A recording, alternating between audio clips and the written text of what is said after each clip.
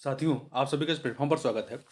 यहाँ पर हम लोग जो है आगामी परीक्षाओं के ध्यान में रखते हुए वर्ष 2023-24 में जो भी उत्तर प्रदेश लोक सेवा आयोग के द्वारा परीक्षाएं कराई गई हैं, उनके यहाँ पर जीएस और हिंदी के प्रश्न पत्र को यहाँ पर हम लोग सॉल्व कर रहे हैं। तो इसी कड़ी में हम लोग जो है पीसीएस 2023 की जो प्रारंभिक परीक्षा का जो जीएस का पोर्शन है, उस जीएस के 150 प्रश्नों को इस वीडियो में हम लोग देखेंगे। तो मेरे पास जो है सीरीज ए है।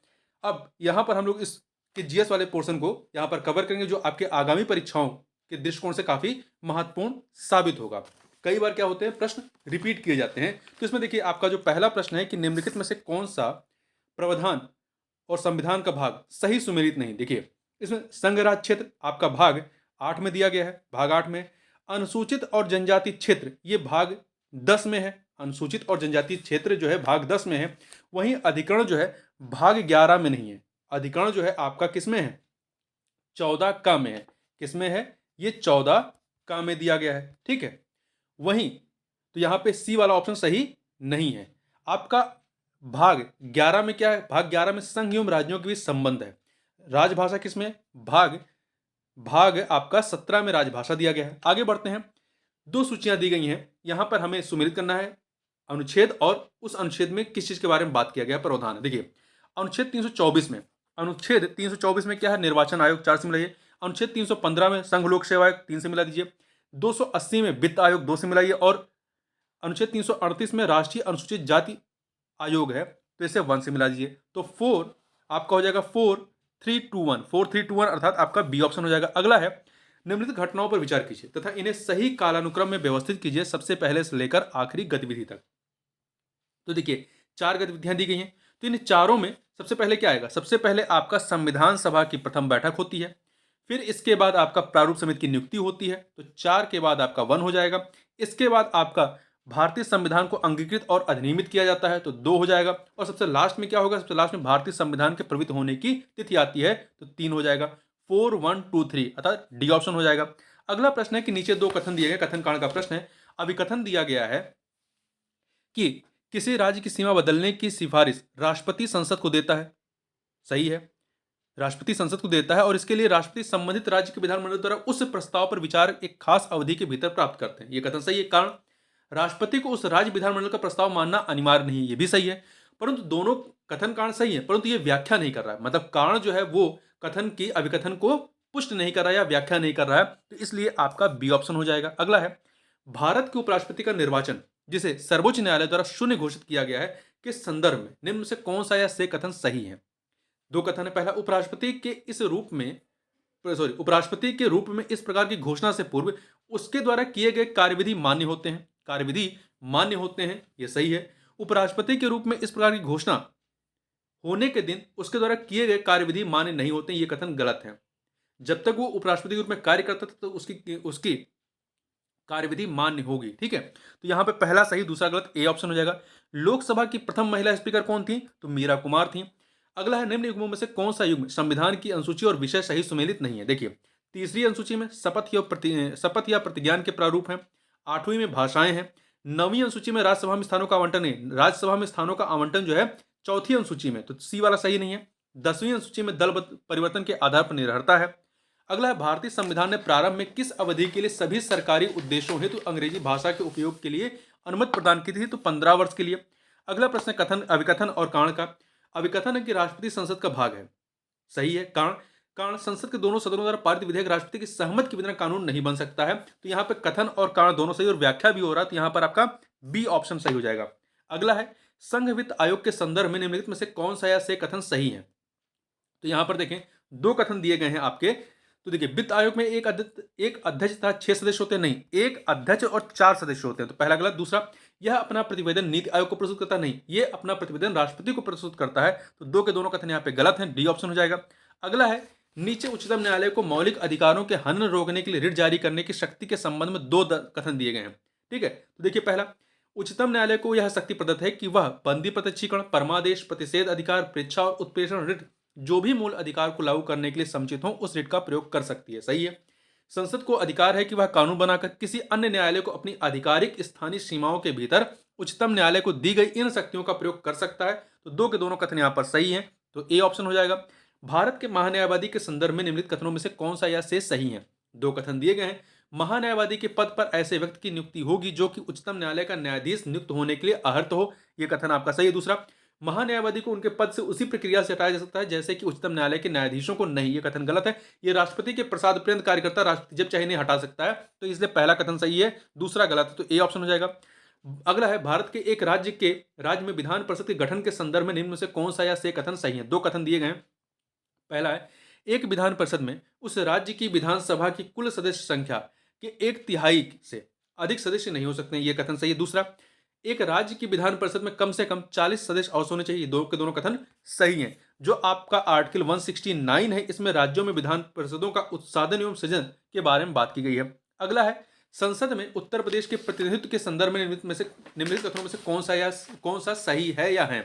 दो कथन है। राज्यसभा के लिए उत्तर प्रदेश के 31 सीटें आवंटित हैं। सही है। लोकसभा के 80 सदस्य उत्तर प्रदेश से निर्वाचित होते हैं। ये दो के दोनों कथन सही है। सी ऑप्शन हो जाएगा। अगला है, संसद के सचिवालय में पदों के संदर्भ में निम्न से कौन सा या से कथन सही है?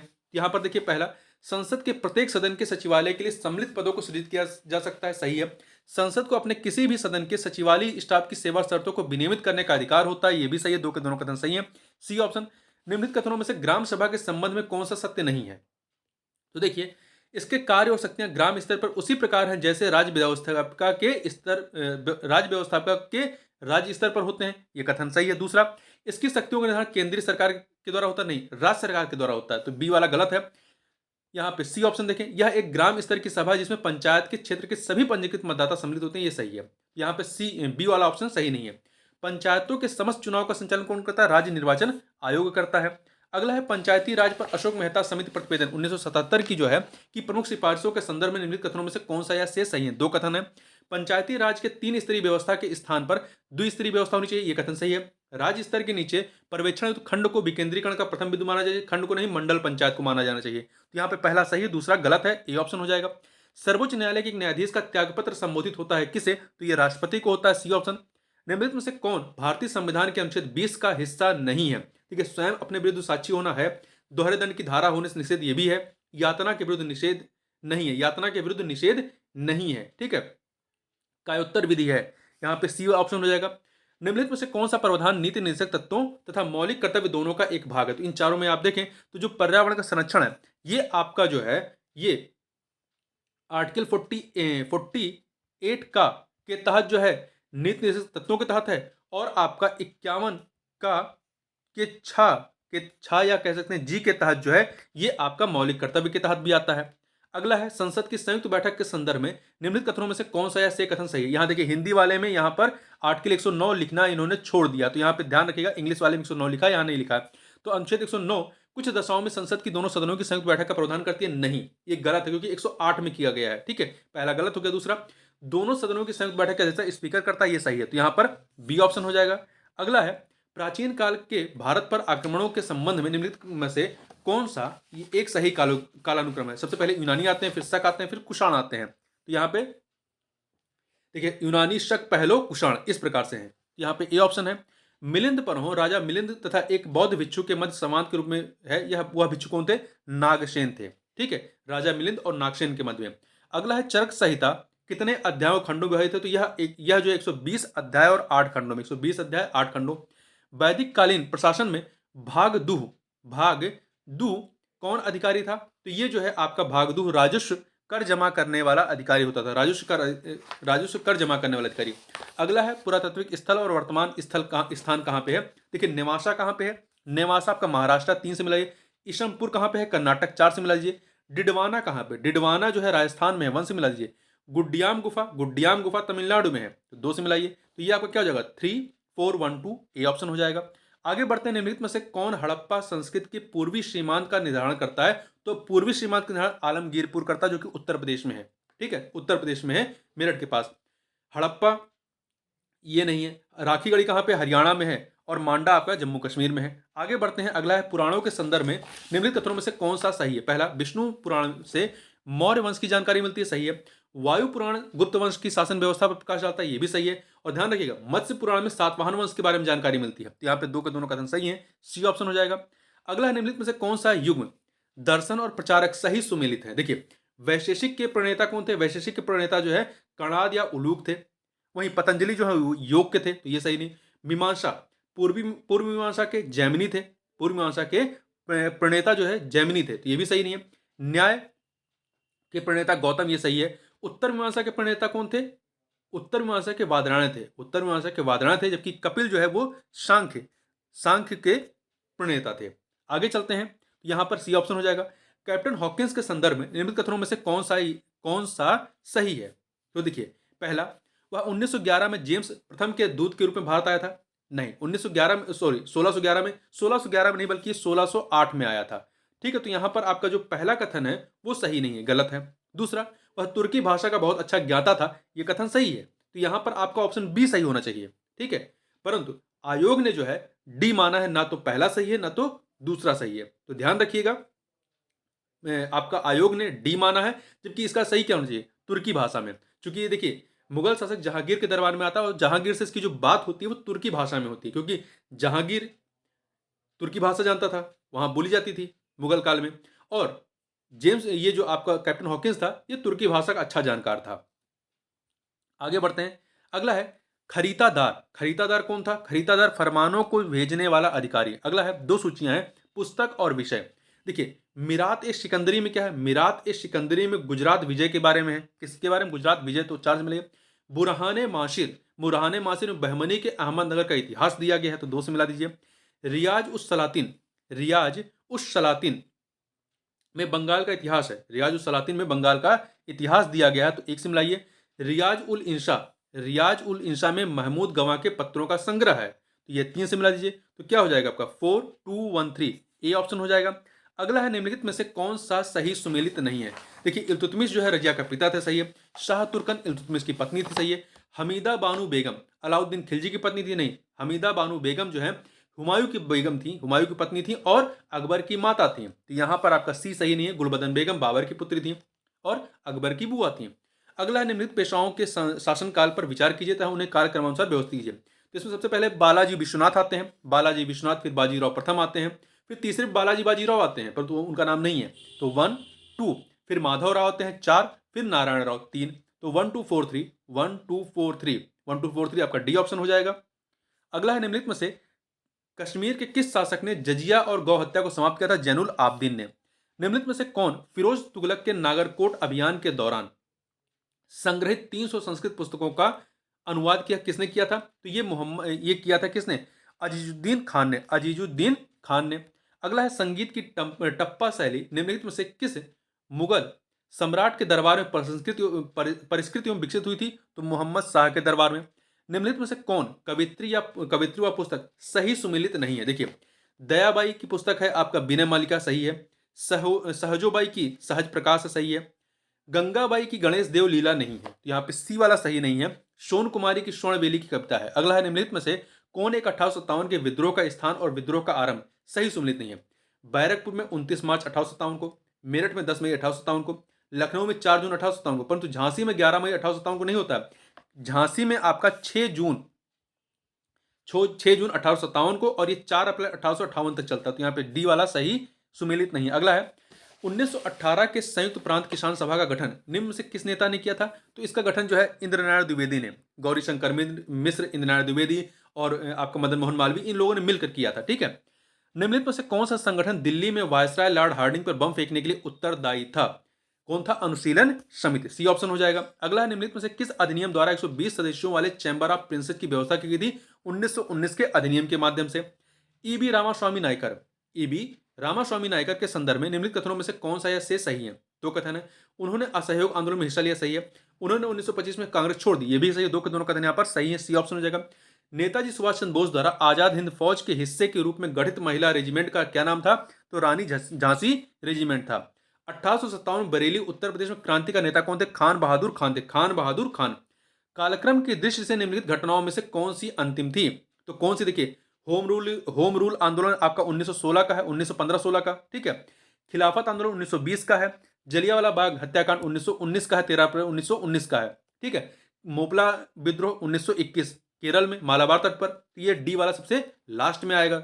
आगे बढ़ते हैं, निम्नलिखित में से कौन महिला स्वतंत्रता सेनानी भारत छोड़ो आंदोलन संबंधित नहीं थी। देखिए मातंगनी हजारा, अरुणा आसफ अली, आपका कनकलता बरुआ, ये जो है भारत छोड़ो आंदोलन संबंधित, परंतु शांति घोष जो है, शांति घोष इससे संबंधित नहीं थी। शांति घोष 1931 में युगांतर पार्टी में शामिल हुई थी। ठीक है, आगे बढ़ते हैं। निम्नलिखित में से कौन सा सहायक नदी और नदी सही सुमेलित नहीं है? गोदावरी की सहायक नदी मंजरा है, गोदावरी की मंजरा है, कावेरी की हेमावती है, कृष्णा की मालप्रभा है, परंतु महानदी की प्राणहिता नहीं, प्राणहिता गोदावरी की है। ठीक है, तो यहाँ पे डी वाला सही नहीं है। अगला है, निम्नलिखित में से किस स्थान पर अलकनंदा का भागीरथी नदी, किस स्थान पर अलकनंदा एवं भागीरथी नदी मिलती हैं? तो ये आपका देवप्रयाग में। कहां पर? देवप्रयाग में। देखिए विष्णुप्रयाग में आपका विष्णुगंगा और धौली नदी मिलती हैं, कर्णप्रयाग में अलकनंदा और पिंडार नदी मिलती हैं, रुद्रप्रयाग में अलकनंदा और मंदाकिनी मिलती हैं, बद्रीनाथ के पास से आपका अलकनंदा निकलती हैं और केदारनाथ के पास से आपकी मंदाकिनी नदी निकलती हैं। अगला, निम्नलिखित कथनों में से लेटेराइट मिट्टी के विषय में कौन सा कथन सही है? पहला, यह मिट्टी उच्च तापमान एवं भारी वर्षा वाले क्षेत्रों में विकसित होती है, यह कथन आपका सही है। दूसरा, इस मिट्टी में लौह ऑक्साइड एवं एल्यूमिनियम की कमी पाई जाती नहीं, यह कथन गलत है, कमी नहीं पाई जाती। तो पहला कथन सही है, ए ऑप्शन हो जाएगा। अगला है, पराबैंगनी विकिरण को अवशोषित करने वाली ओजोन परत किस वायुमंडलीय स्तर में स्थित है? तो समताप मंडल या स्ट्रेटोस्फीयर में। अगला है, भारत की प्रमुख नदियों व उनके उद्गम स्थलों को जोड़े बनाइए। यमुना कहां से निकलती है? यमुनोत्री 4 से मिलाई। कृष्णा नदी जो है आपकी महाबलेश्वर की चोटी से 3 से मिलाई। गोदावरी आपकी नासिक के त्र्यंबक पहाड़ी से, तो 2 से। महानदी सिंघावा मध्य प्रदेश 1 से। ठीक है, तो ये आपका क्या हो जाएगा? 4-3-2-1 आपका ए ऑप्शन हो जाएगा। अगला है, कथन कांड का प्रश्न है कि अभिकथन है कि दक्षिण पश्चिम मानसून मौसम के दौरान तमिलनाडु तट शुष्क रहता है, सही है। कारण, तमिलनाडु तट बंगाल की खाड़ी के शाखा के समानांतर स्थित है और दक्षिण पश्चिम मानसून की अरब सागर वृक्ष छाया क्षेत्र में स्थित है। ये दो के दोनों कथन सही है और व्याख्या भी हो रहा है, इसलिए आपका डी ऑप्शन यहां पर सही हो जाएगा। ठीक है, अगला है, निम्नलिखित कथनों में से कौन सा सही है? पहला, रामगंगा नदी कन्नौज के पास गंगा नदी मिलती है, सही है। बेतवा नदी प्रयागराज के पास यमुना नदी मिलती है, नहीं। बेतवा नदी जो है वो कहां पर? हमीरपुर जो कि बुंदेलखंड क्षेत्र में आता है, हमीरपुर के पास यमुना नदी में मिलती है। तो पहला सही है, दूसरा गलत है, ए ऑप्शन हो जाएगा।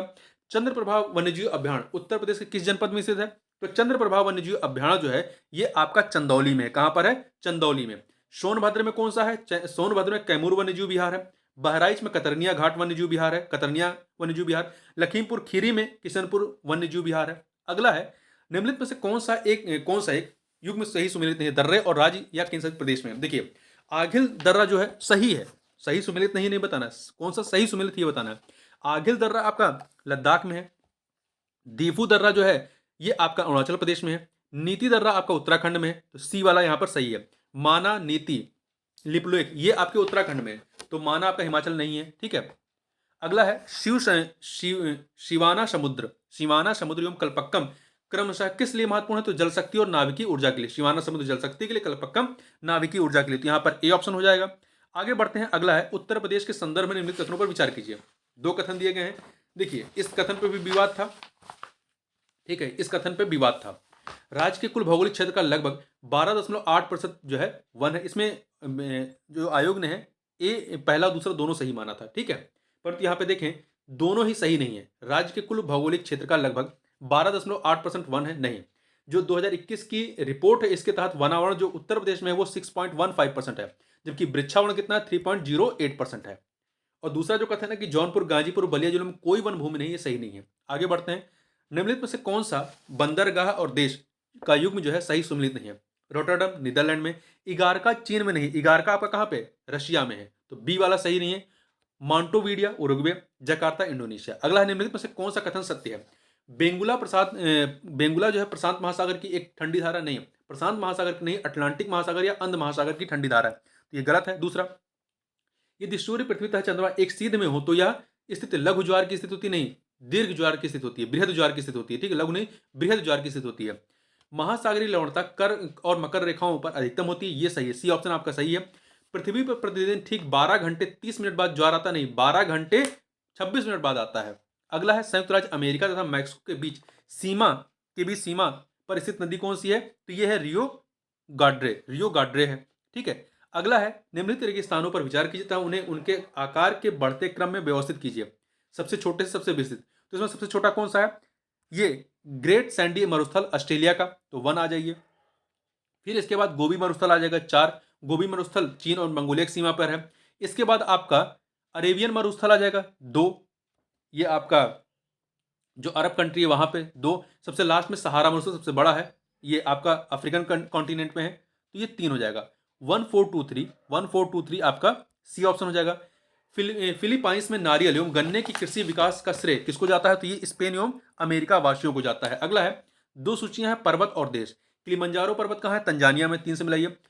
टुबकल टुबकल कहाँ है? मोरक्को में, 1 से मिलाइए। स्टेनली कहाँ पे? स्टेनली जो है युगांडा में, स्टेनली युगांडा में, 4 से। हांगर कहाँ पे है? हांगर जो है ये आपका अल्जीरिया में है, हांगर आपका अल्जीरिया में है, ठीक है। तो 3142 आपका बी ऑप्शन हो जाएगा। निम्नलिखित में से कौन सा झील और देश सही सुमेलित नहीं है? बैकाल झील रूस में है, मिशिगन संयुक्त राज्य अमेरिका में, ओनेगा कनाडा में नहीं, ओनेगा जो है आपका रशिया में, तो सी सही नहीं है। मरा काइवो वेनेजुला में है, सही है। अल नीनो के संदर्भ में निम्नलिखित कथनों में से कौन सा या से सही है? पहला, अल नीनो में पूर्वी प्रशांत क्षेत्र में पेरू के तट पर गर्म धाराओं का प्रकट होना शामिल है, सही है। यह गर्म धारा पेरू के तट पर पानी के तापमान को 10 डिग्री तक बढ़ा देती है, जिसमें समुद्र में प्लैंकटन की मात्रा बढ़ जाती नहीं, घट जाती है, और इतना नहीं बढ़ता है, ठीक है।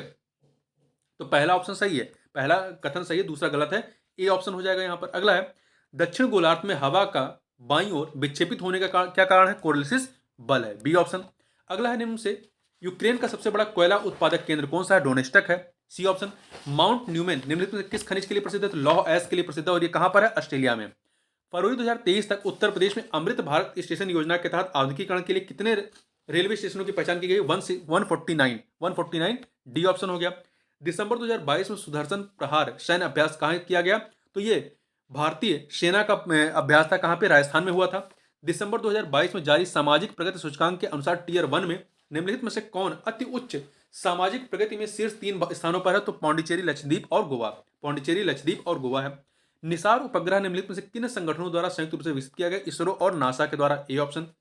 केंद्रीय बजट 2023-24 के अनुसार अंतर्राष्ट्रीय अवसरों के लिए युवाओं को कौशल प्रदान करने के लिए विभिन्न राज्यों में कितने कौशल भारत अंतर्राष्ट्रीय केंद्र स्थापित किए जाएंगे? तो 30 किए जाएंगे, 30 किए जाएंगे, तो बी ऑप्शन हो जाएगा आपका।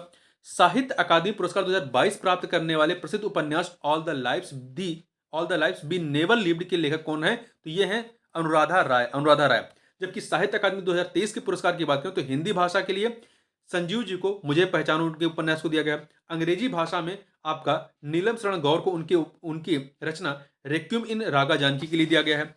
आगे बढ़ते हैं, अगला है, खनिज संपदा के संदर्भ में निम्नलिखित कथनों में से कौन सा या से सही है? यहाँ पे 2 कथन दिए गए हैं। पहला है, जम्मू कश्मीर के रियासी जिले में लिथियम के अनुमानित संपदा भंडार मिले हैं, यह कथन आपका सही है। दूसरा, भारत अनेक खनिजों जैसे यथा लिथियम, निकल तथा कोबाल्ट के लिए आयात पर निर्भर है, ये भी सही है, 2 के दोनों कथन सही है, सी ऑप्शन हो जाएगा। देखिए, फरवरी 2023 में भारत के सबसे बड़े हेलीकॉप्टर निर्माण संयंत्र का उद्घाटन निम्नलिखित में किस स्थान पर हुआ?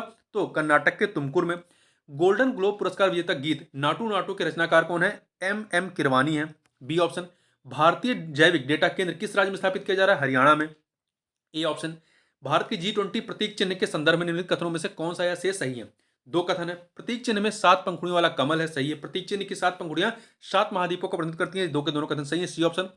निम्नलिखित में से किस स्कॉर्पियन श्रेणी की पनडुब्बी को जनवरी 2023 में भारतीय नौसेना में शामिल किया गया? आईएनएस वागीर को, तो बी ऑप्शन हो जाएगा यहां पर।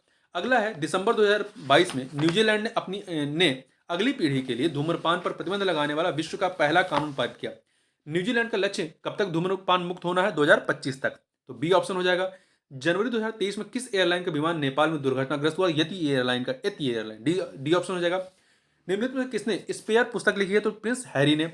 अगला है, पोप बेनेडिक्ट 16वें जिनका हाल ही में निधन हुआ के संदर्भ में निम्नलिखित कथनों में से कौन सा ऐसे सही है? 2 कथन है। वह जर्मनी के मूल निवासी थे, सही है। वह 600 वर्षों में इस्तीफा देने वाले पहले पोप थे, 2 के दोनों कथन सही है, सी ऑप्शन हो जाएगा। एससीओ फिल्म संघाई सहयोग संगठन फिल्म महोत्सव 2023 के संदर्भ में निम्नलिखित कथनों में से कौन सा या से सही है? 2 कथन है। संघाई सहयोग संगठन की भारत की अध्यक्षता के दौरान एससीओ फिल्म महोत्सव आयोजित किया जा रहा है, सही है। एससीओ फिल्म महोत्सव में एससीओ देशों की फिल्में दिखाई जाएंगी, दोनों के दोनों कथन सही है, सी ऑप्शन। निम्नलिखित में से किसे जनवरी 2023 में न्यूजीलैंड के प्रधानमंत्री के रूप में चुना गया? देखिए, 2023 में जो है जेसिंडा आर्डन के मतलब इस्तीफे के बाद जो है क्रिस हिपकंस चुने गए थे, परंतु जो अभी हाल ही में जो यहाँ पे चुनाव हुए थे आपका जुलाई वगैरह में, तो अब जो वर्तमान में जो यहाँ के प्रधानमंत्री हैं वो कौन है? क्रिस्टोफर लक्सन है, वर्तमान में क्रिस्टोफर लक्सन है। आगे बढ़ते हैं, उत्तर प्रदेश के निम्नलिखित शहरों में से कौन सा शहर भारत की अध्यक्षता के दौरान G20 के 200 सत्रों में से 11 बैठकों के लिए स्थान के रूप में शामिल नहीं है। देखिए, उत्तर प्रदेश में 4 जगह चिन्हित किए गए थे जहां पे 11 बैठकें होनी थी। आगरा, वाराणसी, ग्रेटर नोएडा और लखनऊ। कानपुर इसमें शामिल नहीं है, सी ऑप्शन। देखिए, आपका लखनऊ में 1 मीटिंग, ग्रेटर नोएडा में 1 मीटिंग, वाराणसी में 6 और बाकी शेष आगरा में। सबसे अधिक वाराणसी में मीटिंग होनी थी, जो यूपी के 4 थे उसमें से।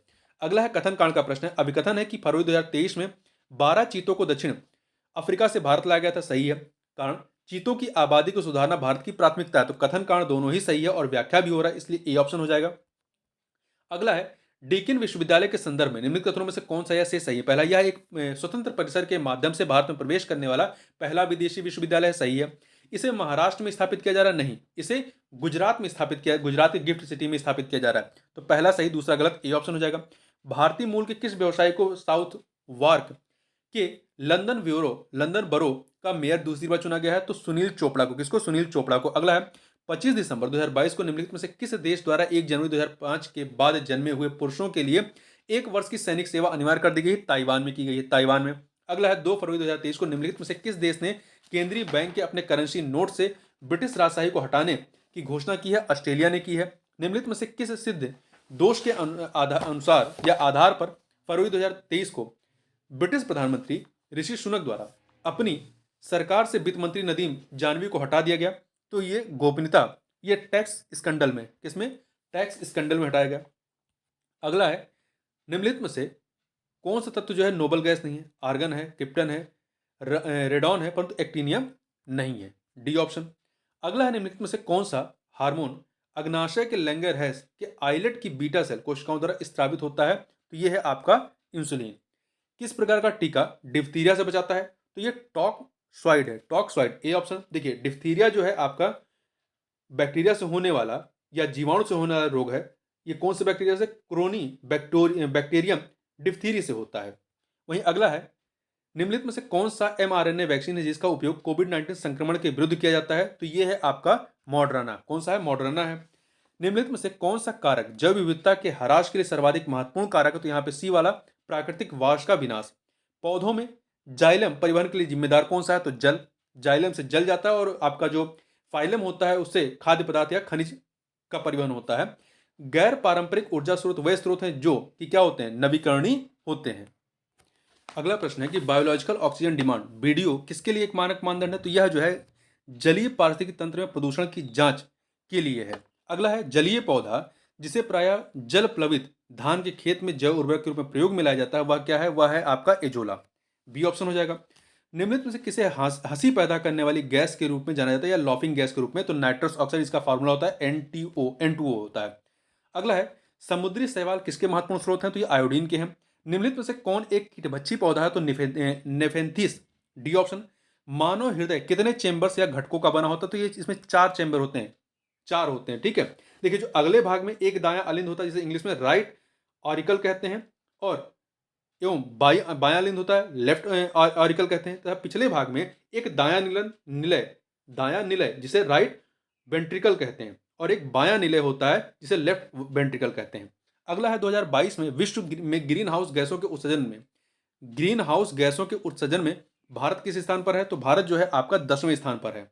एक भौगोलिक इकाई जो पानी के को इकट्ठा करती है, भंडारण करती है, पानी छोड़ती है, उसे क्या कहते हैं? उसे जल विभाजक कहते हैं, वाटरशेड कहते हैं। जल रोकथाम एवं प्रदूषण नियंत्रण अधिनियम को निम्नलिखित में से किस वर्ष बनाया गया था? तो ये 1974 में।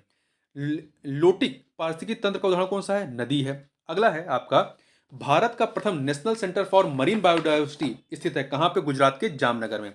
निम्नलिखित में से प्राकृतिक रेशम का एक घटक कौन सा है? तो इसमें नाइट्रोजन है, ठीक है। रेगिस्तान में आवास करने वाले जानवर कहलाते हैं मरुदभिद जानवर। अगला है 2 सूचियां दी गई हैं, व्याधि और कारक, मतलब डिजीज, और वो किस वजह से होता है? तो पेप्टिक व्रण, यहां देखिए विषाणु लिखा है जबकि यहां पर बैक्टीरिया होना चाहिए, इंग्लिश में बैक्टीरिया है। तो पेप्टिक व्रण बैक्टीरिया से, जीवाणु से, तो यहाँ पे 4 से मिलाइए। डेंगू जो होता है विषाणु या वायरस से, 2 से मिलाइए। फील पाँव आपका कृमि से, 3 से। मलेरिया प्रोटोजोआ से, 2 से हो जाएगा। तो यह क्या हो जाएगा? 4132 बी ऑप्शन हो जाएगा। पोषक स्तर बनते हैं किससे? खाद्य श्रृंखला में जीवों के संबद्ध होने से, ए ऑप्शन।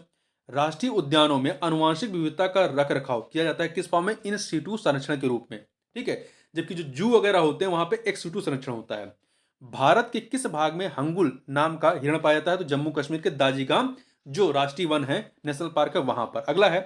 अगला प्रश्न है कि निम्नलिखित में से कौन सा बायोडिग्रेडेबल प्रदूषक नहीं है? बायोडिग्रेडेबल, तो देखिए घरेलू अपशिष्ट, मल पदार्थ, मूत्र हैं, परंतु कीटनाशक बायोडिग्रेडेबल नहीं है।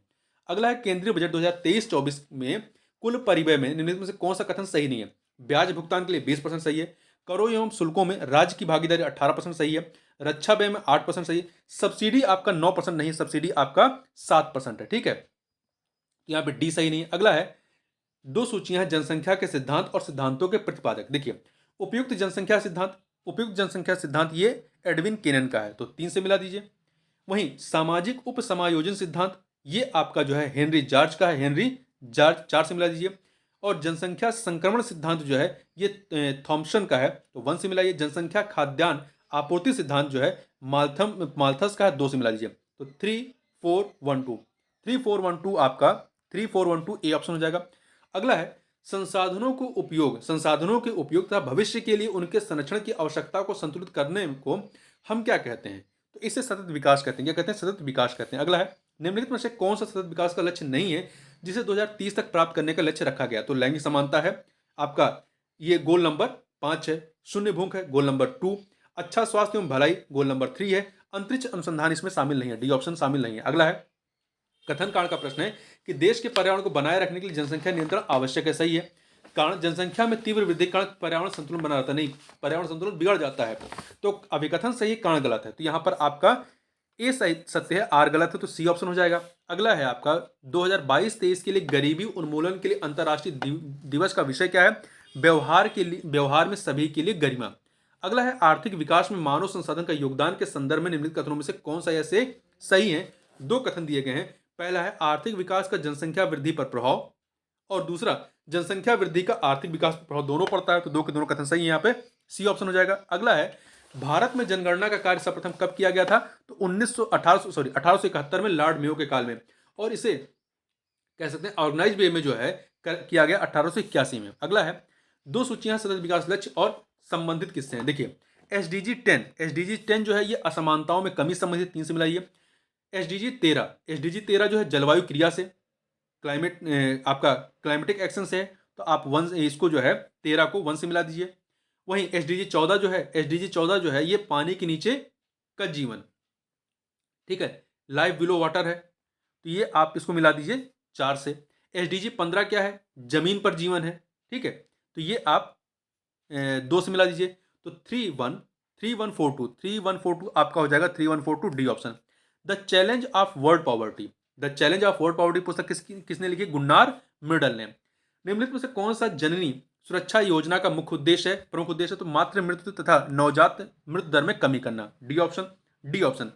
रियो शिखर सम्मेलन 1992 का एजेंडा 21 संबंधित है किससे? सतत विकास से, सस्टेनेबल डेवलपमेंट से। अगला है संधारणीय विकास के संदर्भ में निम्नलिखित कथनों पर विचार कीजिए। यहां पर आपके पास दो कथन दिए गए हैं। पहला है कि वैश्विक सूचक संरचना तथा राष्ट्रीय सांख्यिकी व्यवस्थाओं द्वारा प्रस्तुत एक क्षेत्रीय आधार पर संकलित सूचना के आधार पर संयुक्त राष्ट्र महासचिव एक वार्षिक संधारणीय विकास लक्ष्य रिपोर्ट प्रस्तुत करते हैं, ये कथन सही है। दूसरा, वैश्विक संधारणीय विकास रिपोर्ट हर तिमाही संयुक्त राष्ट्र महासभा में चतुर्वार्षिक संधारणीय विकास लक्ष्य के विषयों को पुनरावलोकन हेतु प्रस्तुत की जाती है, ये कथन सही नहीं है। पहला सही है, दूसरा गलत है, A option. Manav Vikas report 2021-22 के संदर्भ में निम्नलिखित में से कौन सा कथन सत्य है? देखिए पहला, मानव विकास सूचकांक में भारत की श्रेणी जो है 2020 में 130 से उन्नत होकर के अपग्रेड होकर के 2022 में 132 हो गई, ये कथन गलत है। क्योंकि देखिए 2020 में 131 थी और उससे घट करके 2022 में 132 हुई है, ठीक है। तो ये अपग्रेड नहीं हुई है, बल्कि क्या हुई है? ये नीचे की तरफ गिरी है, तो पहला गलत है। दूसरा, मानव विकास सूचकांक भारत की श्रेणी 2020 में 130 से 2022 में 132 गिर गई, तो यहां पर भी देखिए 131 से जो है गिर करके 132 हो गई है। तो दोनों कथन यहां पर गलत हैं, परंतु आयोग ने जो है दूसरे वाले कथन को सही माना है, पहले को गलत माना है। तो यहां पर आपका दोनों गलत है, परंतु आयोग ने बी माना है, ठीक है। प्राकृतिक संसाधनों का वर्तमान पीढ़ी द्वारा इस प्रकार से उपभोग किया जाए कि प्राकृतिक संसाधनों का न्यूनतम क्षण हो, तो यह किस प्रकार का विकास कहलाएगी? तो यह सतत विकास कहलाएगी। अगला है पीएम गति शक्ति योजना के संदर्भ में निम्नलिखित कथनों में से कौन सा यह से सही है? पहला, पीएम गति शक्ति राष्ट्रीय योजना का शुभारंभ 2022 में किया गया, नहीं 2022 में नहीं 2021 में किया गया, तो पहला गलत है। दूसरा, राष्ट्रीय अवसंरचना पाइपलाइन में 7 इंजनों, सड़क, रेल, एयरपोर्ट, बंदरगाहों, जनसंचार साधनों, जलमार्गों और लॉजिस्टिक अवसंरचनाओं के संबंधित परियोजनाओं पीएम गति शक्ति ढांचे के साथ जोड़ा जाएगा। तो पहला गलत है, दूसरा सही, बी ऑप्शन हो जाएगा। निम्नलिखित में से कौन सी आर्थिक क्रिया नहीं है? किसानी, नौकरी, परिवहन ये आर्थिक क्रिया, परंतु स्वैच्छिक समाज सेवा ये आर्थिक क्रिया नहीं है। संघीय बजट 2023-24 की में योजनाओं के अनुसार आवंटन के संदर्भ में निम्न कथनों में से कौन सा या से कथन सही है? पहला, पिछले वर्ष की तुलना में मनरेगा हेतु आवंटन में सर्वाधिक प्रतिशत कटौती दर्ज की गई, ये कथन सही है। दूसरा, पिछले वर्ष की तुलना में जल जीवन मिशन हेतु आवंटन में सर्वाधिक प्रतिशत वृद्धि दर्ज की गई, ये कथन सही गलत है। तो पहला सही है, इसलिए ए ऑप्शन हो जाएगा। भारत में जनसंख्या स्थायित्व का लक्ष्य किस वर्ष तक निर्धारित किया गया? 2070 तक किया गया, 2070 तक। अगला है, केंद्रीय बजट 2023 में वित्तीय क्षेत्र में राजकोषीय प्रबंधन के लिए कौन सा वाक्य सही है? तो इसमें आपका जो बी ऑप्शन है, बी ऑप्शन कि जीएसडीपी का 3.5% राजकोषीय घाटे की राज्यों को अनुमति है, बी वाला यहां पर सही है। यहां पे जो कुल व्यय है 55 लाख नहीं बल्कि लगभग 45 लाख था। ठीक है। सेवाओं के बारे में आर्थिक सर्वेक्षण 2023 में निम्नलिखित में से कौन सा कथन सही नहीं है? पहला, जुलाई 2022 से क्रेडिट ग्रोथ सर्विसेज 16% से ऊपर है, सही है। 75 डिजिटल बैंकिंग इकाइयों की घोषणा वित्तीय सेवाओं को बदलने के लिए की गई, सही है। आपका फैशन, ग्रोसरी और जनरल मर्चेंडाइज 2030 तक भारतीय ई कॉमर्स बाजार के लगभग 2/3 हिस्से में अपना स्थान रखेंगे। 2030 तक नहीं है, 2027 तक है ये आंकड़ा। ठीक है, तो सी वाला सही नहीं है। पीएमआई सेवाओं में 2022 जुलाई से सबसे मजबूत विस्तार देखा गया, ये सही है। निम्नलिखित में से कौन सा या से निर्धनता का या के प्रकार है? यहाँ पे 4 प्रकार दिए गए हैं, देखिए। पूर्ण या परम निर्धनता और सापेक्ष निर्धनता 2 प्रकार के होते हैं, परंतु आयोग ने जो है व्यक्तिपरक निर्धनता को भी माना है। तो आयोग ने जो है 1 2 3 माना है। ऐसे आपका ए होना चाहिए, परंतु आयोग ने बी माना है। ठीक है। यदि फिर से यही प्रश्न आता है तो आप भी आयोग वाला ही मान करके बी ही मार के आइएगा 1 2 3। निम्नलिखित में से कौन सा एक योजना वर्ष सही सुमेलित नहीं है? दीनदयाल उपाध्याय ग्रामीण कौशल्य योजना 2014 की सही है। Rural housing interest subsidy scheme 2017 की है। श्यामा प्रसाद मुखर्जी रूरबन मिशन 2015 की नहीं बल्कि ये फरवरी 2016 की है। तो यहाँ पे सी वाला सही नहीं है। सांसद आदर्श ग्राम योजना 2014 की है। अगला है, निम्नलिखित में से कौन सी योजना या योजनाएं उत्तर प्रदेश से संबंधित है? देखिए, अनूठी उपहार योजना उत्तर प्रदेश की है। ठीक है। पहला, मातृशक्ति उद्यमिता योजना हरियाणा की है। कौशल्या मातृत्व योजना छत्तीसगढ़ की है। स्त्री निधि योजना तेलंगाना की है। तो यहाँ पे केवल पहला वाला ही उत्तर प्रदेश का, तो ए ऑप्शन हो जाएगा। निम्नलिखित में से कौन सा कार्यक्रम केंद्रीय सरकार का कार्यक्रम नहीं और यह उत्तर प्रदेश सरकार की योजना है? मनरेगा, ग्रामीण स्वास्थ्य मिशन, पंडित नेहरू उत्कर्ष योजना, ये केंद्रीय सरकार की योजना है। मनरेगा नरेगा के नाम से 2 फरवरी 2006 को प्रारंभ की गई थी और इसको मनरेगा नामकरण जो है 2 अक्टूबर 2009 को किया गया था। ग्रामीण स्वास्थ्य मिशन 12 अप्रैल 2005 का है और गंगा एक्सप्रेस वे ये आपका उत्तर प्रदेश की योजना है। तो यहाँ पर सी ऑप्शन। अगला है, from defence to self reliance पुस्तक के लेखक कौन है? बिमल जलान है, पूर्व आरबीआई गवर्नर बिमल जलान। तो डी ऑप्शन। निम्न में से कौन सा विश्व वेटलैंड दिवस के रूप में जाना जाता है? तो 2 फरवरी को विश्व वेटलैंड दिवस या विश्व आर्द्रभूमि दिवस मनाते हैं। और 2023 में इसकी जो थीम थी वो क्या थी? It's time for wetlands restoration. अगला है, विश्व सामाजिक संरक्षण रिपोर्ट प्रकाशित की जाती है किसके द्वारा? अंतर्राष्ट्रीय श्रम संगठन के द्वारा। मध्याह्न भोजन योजना को पीएम पोषण योजना में किस वर्ष पुनर्नामित किया गया? मतलब इसका नाम बदला गया 2021 में। अगला है, निम्नलिखित में से कौन सा एक केंद्रीय बजट विभाग 2023-24 अनुमानित आवंटित राशि सही सुमेलित है? इसमें आपका जो ए ऑप्शन है स्वास्थ्य मंत्रालय 89,155 करोड़ रुपए, ये आपका सुमेलित है, बाकी सब सुमेलित नहीं है। तो इस प्रकार से यहाँ पर हम लोगों ने 150 प्रश्नों को देखा। तो इस वीडियो में बस इतना ही, मिलते हैं नेक्स्ट वीडियो में, तब तक के लिए बहुत बहुत धन्यवाद।